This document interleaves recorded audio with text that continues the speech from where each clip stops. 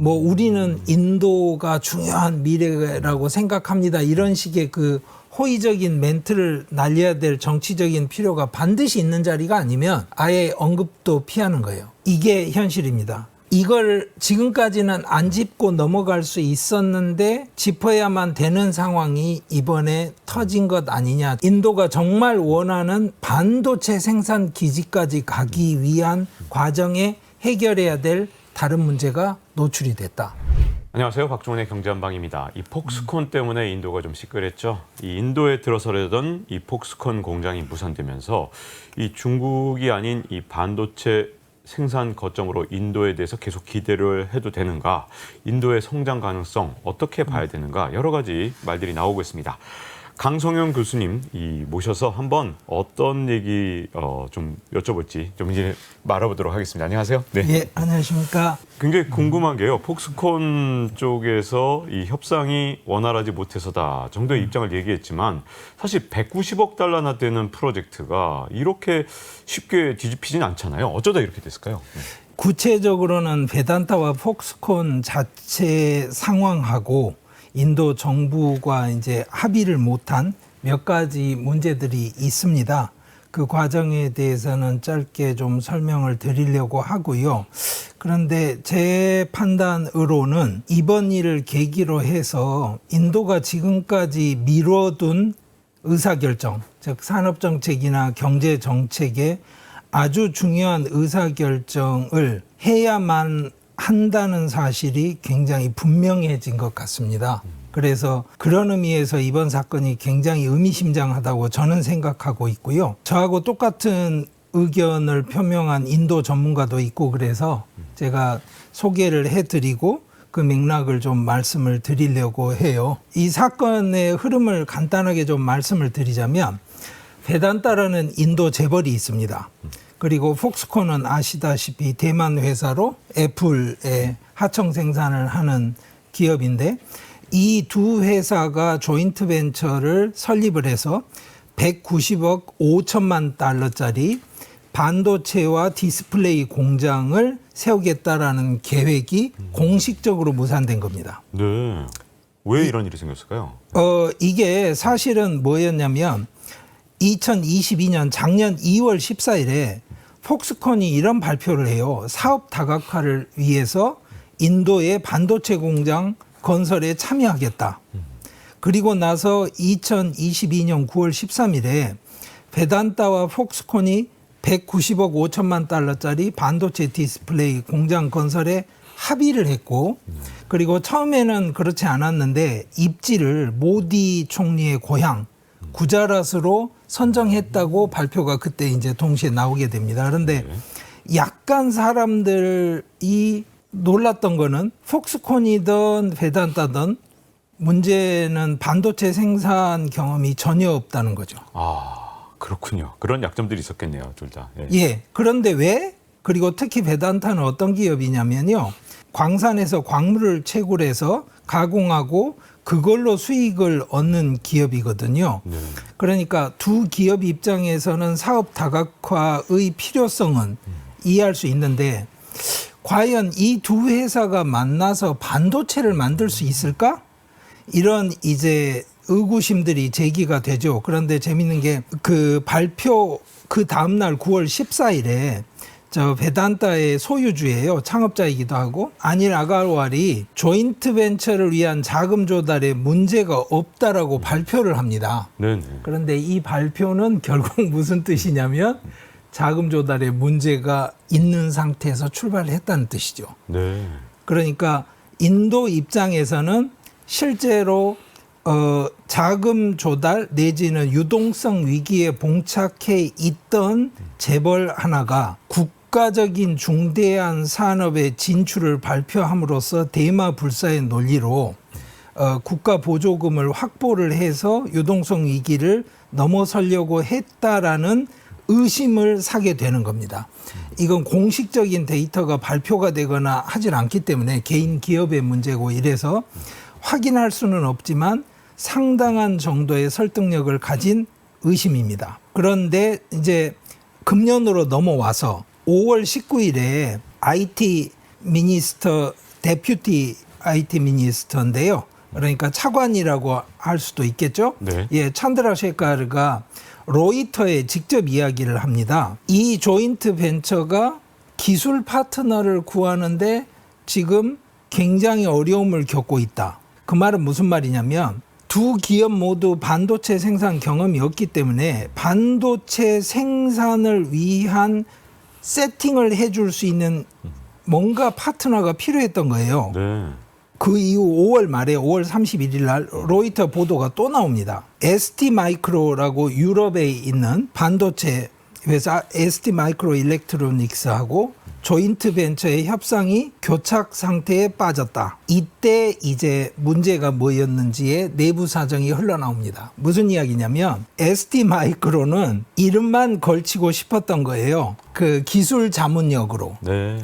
그리고 잘 되면 뭔가 해볼 가능성은 있겠지만 책임질 수는 없다. 인도 비즈니스 환경을 아는 거죠. 네. 그런데 인도 정부 입장에서는 필요한 투자 금액의 50%까지를 세금으로 넣어야 되는 입장에서 ST 마이크로가 확실하게 책임을 지지 않는 한 우리는 여기에 지원하기 어렵다 이렇게 되니까 말씀드렸지 않습니까? 베단타 입장에서는 국가 지원금을 우선 받는 게 목표고 폭스콘은 국가 지원금을 받아두고 공장을 세우기 시작하고 싶은데 국가에서는 ST 마이크로가 지분 참여 안 하는 한 이거는 지급을 못하겠다 이렇게 된 겁니다. 그러니까 이 과정에서 드디어 터지는 사건이 금년 6월 30일에 있었어요. 네. 뭐냐면 시장 감독기관이 베단타에 벌금을 부과를 해요. 폭스콘과 함께 인도에서 반도체 생산하는 것으로 합의를 한 것처럼 발표를 해서 기망을 했다는 거예요. 이렇게 벌금까지 맞았다는 말은 이제 폭스콘이 할 거면 제대로 하고 네. 베단타도 책임지고 모든 것을 공개하고 제대로 하거나 아니면 인도 정부는 더 이상 같이 못하겠다. 네. 라는 최후 통첩으로 이제 받아들여진 거죠. 그러고 나서 7월 10일에 폭스콘이 공식 발표를 합니다. 물론 굉장히 외교적인 발표를 합니다. 인도에 반도체 투자를 하겠다는 의지에는 전혀 변함이 없고 새로운 파트너를 찾겠다. 그러니까 이게 굉장히 큰 충격으로 다가왔고요. 네. 왜 그러냐면 우리가 생각을 해야 될 게 내년에 인도 총선이 있습니다. 네. 그러니까 이거 이제 정치적인 문제가 될 수 있네요. 인도 내부에서도. 네. 그렇죠. 모디 총리 입장에서는 지금 곧바로 착공을 해서 총선이 열리기 전쯤에 최소한 일정 정도의 준공식, 그래서 반도체 생산은 못하더라도 네. 건물 일부를 완공을 시킨다거나 하는 스케줄을 생각을 하고 있었는데 그게 안 된 상황이니까요. 네. 인도 내에서는 굉장히 잡음이 많아지는 상황이 된 겁니다. 아, 기대가 많이 무너졌겠네요. 이 반도체 쪽에서 막 일자리 창출도 되고 이런 기대가 좀 있었을 텐데. 이게 반도체 분야가 왜 중요하냐면 첫째는 엔지니어로 교육을 받고 월급을 많이 받는 사람들을요 대량으로 고용을 합니다. 네. 이건 피할 수가 없는 구조거든요. 그러니까 인도 입장에서는 지금 일자리 없는 경제 성장이 이미 거의 20년 가까이 고착화되어 온 상황인데 정치적인 짐이기도 하고 사회적이고 경제적인 짐이기도 한데 한 번에 전환을 맞을 수 있는 굉장히 좋은 기회가 될 수 있거든요. 네. 그래서 인도 입장에서는 반드시 반도체 생산 분야에 진출을 하고 싶은 거예요. 네. 지금 맥킨지가 예상하는 거는 21년에 6천억 달러 시장이고 반도체가 2030년 되면 1조 달러 시장으로 성장을 할 거라고 생각을 하는데 고용 창출 효과에 대해서는 딜로이트 자기들 추정입니다. 네. 2021년 기준으로 반도체 생산에 직접 고용 인력이 200만 명이 넘는다는 거예요. 와. 그리고 2030년 가면 여기에 100만이 더해질 거라는 거예요. 그러면 300만 명의 굉장히 그 많은 월급을 받는 네. 고용이 직접 고용으로 창출이 되고 간접 고용은 또 굉장히 또 파생적으로 많겠죠. 이런 산업에 인도가 당연히 의지를 갖고 있을 수밖에 없는데 네. 여기에 보태지는 맥락이 조금 더 있습니다. 한국에서는 사실 삼성전자나 하이닉스 때문에 거의 모든 국민들이 절반은 반도체 전문가잖아요. 네, 맞습니다. 그래서 팹립스가 뭔지 다 아실 거라고 생각을 네. 하는데요. 지금 칩 설계 분야 인력들은 상당수가 인도에서 근무를 합니다. 그래서 현재 학사, 석사, 박사를 통틀어서 12만 5천 명 정도가 칩 디자인과 개발에서 일하고 있다고 추정을 합니다. 네. 근데 이 사람들 연봉이 굉장히 높거든요. 와. 그러니까 이거는 무슨 말이냐면 생산 쪽에 들어가는 인프라만 마련이 되면 네. 그 앞에 있는 팹리스도 일정 정도는 인프라가 돼 있다고 생각을 하니까 네네. 인도에서는 정말 하고 싶은 거죠. 근데 사실은 이 어떻게든 중국을 대체할 나라 인도, 이 사실 미국에서 가장 키우고 싶어 하다 보니까 미국이 인도의 반도체 기술 발전을 지원한다 이런 보도까지 있었는데 이게 현재 상황을 봐서는 약간 삐걱거리는 상황이 아닌가 싶기도 하거든요. 이게 굉장히 좀 뭐랄까요? 고단수 계산이기는 한데요. 이건 제 아주 개인적인 추정입니다. 미국을 넘어서서 일본까지 반도체 분야 인도와 협력하겠다는 공식 발표를 했는데요. 돌려서 읽어보면 무슨 말이냐면 중국하고 협력하지 말라는 이야기라고 저는 생각을 합니다. 그러니까 자, 이렇게 조인트 벤처가 무산되는 상황이 되자 5월 31일자로 발표를 했어요. 네. 전자 그리고 정보통신부 장관이 새로 공모를 하겠다. 그 말은 무슨 말이냐면 자, 2022년 2월 15일이 지난번에 공모 지원 마감이었거든요. 네. 그때 세 회사가 이제 지원을 했습니다. 그런데 그 중에 베단타 폭스콘 조인트 벤처가 이제 선정이 된 건데 네. 재공모를 하겠다는 말은 무슨 뜻이냐면 나머지 두 회사는 실제로는 볼 곳도 없었다 이런 식으로 지금 이제 그 인도에서도 받아들이고 있어요. 네. 그러니까 무슨 말이냐면 실제로 할 만한 회사들이 나서고 있지 않다. 그런데 재미있는 거는 2022년 10월쯤에요. 인도 언론에는 기사가 납니다. 어프린 악타라고 하는 사람인데요. 직책을 한국말로 하자면 좀 복잡한데 Deputy Assistant Secretary in Bureau of South and Central Asian Affairs. 여기에 있는 그러니까 이제 예, 미국 관료라고 생각하시면 됩니다. 네. 그런데 이 사람한테 인도 언론이 직접 질문을 합니다. 중국을 대체하기 위해서 공동 노력하는 게 쿼드의 공동 목표 아니냐. 네. 거기엔 반도체도 포함되지. 네. 이런 식으로 해서 약간 압박성 질문을 했는데 인도 언론이 보도한 바에 따르면 미국은 반도체 생산 설비를 인도에 구축하는 것에 도움을 줄 생각이 전혀 없는 것 같다. 그러니까 이게 인도 언론의 일반적인 평입니다. 네. 그 사람들이 읽어내는 거는 두 가지인데요. 첫째는 칩스 액트라는 게 또 있었잖아요. 네. 칩스 앤 사이언스 네, 액트라고 반도체 하는 게 지원법. 네. 22년 8월에 통과시켰는데 네. 그 말은 무슨 말이냐면 반도체 생산 시설은 미국에 짓겠다 그 말이죠. 그렇죠. 분명하게. 네. 인도가 따져보니까 미국이 자체 생산하는 칩 양이 실제로는 전 세계 총 생산의 12%밖에 안 된다는 거예요.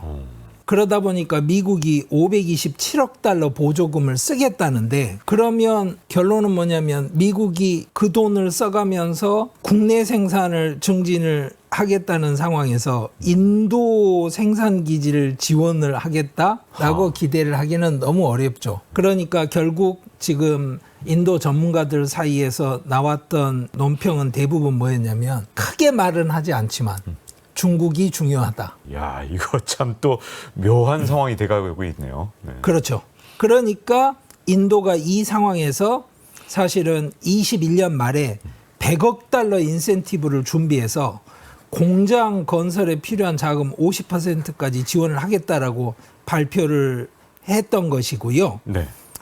여기에 이제 베단타가 달라붙어서 이번 조인트 벤처를 추진을 했던 겁니다. 이 인도 기업들 이제 말씀 많이 해주셔서 많은 기업들을 알게 됐는데 베단타라는 기업은 좀 낯설거든요. 이건 어떤 기업인데 요즘 갑자기 이렇게 화제가 된 겁니까? 예, 이 베단타라는 기업이 사실은 직접 소비자하고 접촉면이 있는 기업이 아니다 보니까 사실 일반인들에게 알려지기는 좀 힘든 기업인데요. 2022년 작년에 포브스가 발표한 세계 2000대 기업 목록이 있어요. 거기에 53위가 릴라이언스입니다.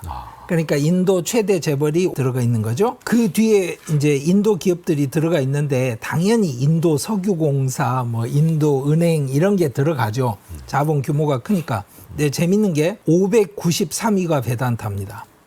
그 말은 인도 재벌에서 몇째 안에 손가락에 꼽는 재벌이라는 뜻이죠. 네. 근데 더 재미있는 게 있습니다. 작년에 발표한 2000대 기업 목록에서 순위가 593인데 단번에 703계단을 뛰어 올라서 593위로 간 거예요, 베단타가. 오, 엄청나군요, 진짜. 네. 이게 정상적인 상황은 아니거든요. 네. 이게 저는 핵심적인 이야기라고 생각을 하는데요. 네. 이번 사태의 배경이 된 베단타 리미티드라는 회사는 NSE, 그러니까 인도 증권시장에 상당히 돼 있습니다. 주로 광물하고 석유 자원을 개발해요. 그러니까 뭄바이에 본사가 있는데 사실은 다국적 광산 회사로 이제 고와 까르나타카, 라자스탄, 오디샤 이런 데 있는 철광, 금, 알루미늄 이거를 이제 광산을 운영을 하는데 잘 생각해 보시면 22년에 내지는 21년에 있었던 굉장히 큰 변동이 원자재가 폭등이었습니다. 그렇죠. 중국이 올스톱이었습니다. 중국에서 알루미늄이 나오지 못하는 상황에 알루미늄 강산을 운영을 했던 베단타는 어떤 수익률을 보였을까요? 떼돈을 벌었을 것 같습니다. 엄청나게 벌었겠네요. 네. 그렇습니다. 그 기회에 공격적인 확장을 했다는 뜻이죠.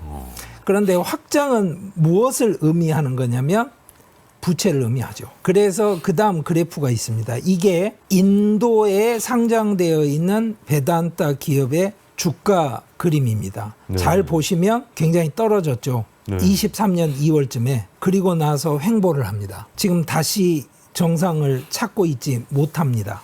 그러니까 무슨 말이냐면 고금리 시대가 되고 차입 자금에 대한 상환 부담, 그다음에 이자 부담이 커지면서 이 베단타가 사실은 유동성 위기를 맞고 있었던 거고 그 상황이 2022년 10월에 무디스가요. 베단타 그룹의 지주 회사는 베단타 리소시스라고 해서 런던에 상장이 돼 있는데요. 신용등급을 강등을 해버립니다. 2023년 4월, 5월에 9억 달러 채권 자금을 마련을 해야 되는데 잘 안 될 것 같다. 뭐 22년 10월과 23년 3월 사이에 8억 3천만 달러 채무 상환이 또 돌아온다. 뭐 이랬는데 이제 베단타는 반박을 합니다. 네. 베단타 리소시스가 뭐 10억 불을 마련을 했고 인도에 상장돼 있는 베단타 리미티드가 15억 불을 마련해서 괜찮다 이랬는데 내부적으로 무슨 일이 있었는지가 언론에 노출이 됩니다. 힌두스탄 징크라는 회사가 있습니다. 네.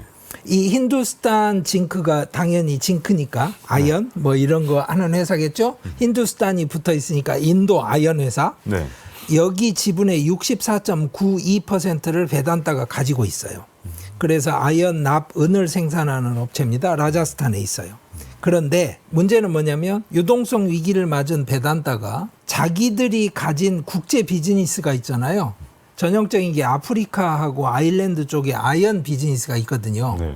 이거를 힌두스탄 징크에 넘긴다는 거예요. 그러면서 아니 넘겼으니까 대금을 받을 거 아닙니까? 그럴 때 가격을 높게 받으면 되죠. 네. 왜냐? 힌두스탄 징크의 대주주가 어차피 베단타니까. 빼다니까. 네. 근데 문제는 뭐냐? 이 힌두스탄 징크의 베단타 다음에 지주가 누구냐면 인도 정부예요. 주주가. 아, 이게 또 정부가 또 용납하기 좀 힘든 그런 상황들도 있고. 그러니까 네. 정부는 갑자기 엄청나게 화가 난 거죠. 네. 아니 자기들이 만든 유동성 위기를 이쪽에다 넘긴다는 거 아니에요. 네. 네. 그래서 정부가 공식 발표를 해버립니다. 이거는 관계사 내부 거래다. 이렇게 되면 이게 아예 안 될 수 있거든요. 그러니까 베단타가 이 상황까지 몰리니까 굉장히 힘들어진 거예요.